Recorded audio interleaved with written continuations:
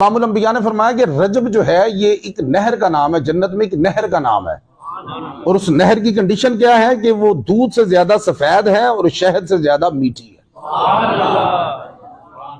شہد جیسی میٹھی نہیں۔ اگر کسی نے تھوڑی سی وہ انگلش کے محاورے پڑھے ہیں نا تو وہ جب مٹھاس بیان کرنی ہوتی ہے نا انگریزوں نے، تو وہ پتہ کیا کہتے ہیں کہ ایز سویٹ ایز ہنی، اتنی میٹھی جتنی کہ شہد۔ اگر انہیں سمجھ آ جاتی کہ کڈی کو میٹھی ہے، ایز سویٹ ایز ہنی۔ تو رجب کی نہر ایز سویٹ ایز ہنی نہیں، سویٹ ہے پر مور دین ہنی، ہنی تو ود۔ کچھ بات آپ کو سمجھ میں آ رہی ہے؟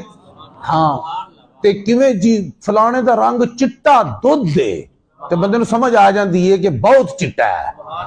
چٹا دودھ جدا رنگ ہے، سمجھ کی آندی ہے بہت چٹا ہے۔ فرمایا رجب دی نہر جیڑی ہے نا، رجب جدا نام ہے وہ چٹی نہیں، دودھ ورگی چٹی نہیں، دودھ نالوں ود چٹی ہے۔ جنی تو چٹی سمجھنا ہے او دے تو ود، جنی تو مٹھی سمجھنا ہے او دے تو ود۔ کچھ بات آپ کو سمجھ میں آ رہی؟ اور امام الانبیاء نے فرمایا کہ اس سے رب اسی کو سیراب کرے گا جس نے رجب کا روزہ رکھا ہوگا۔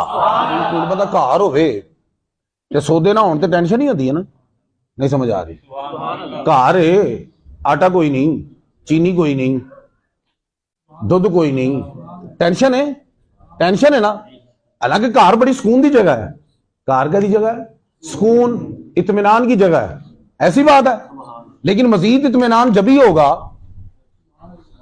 جب ادھر سودے بھی ہوں گے۔ تو جنت میں جائیں گے، اطمینان تو ہے، سکون تو ہے، لیکن جو دودھ نالوں چٹی شے لب جائے، شہد نالوں مٹھی شے لب جائے تو پھر جنت رہن دا سواد آئے گا کہ نہیں آئے گا؟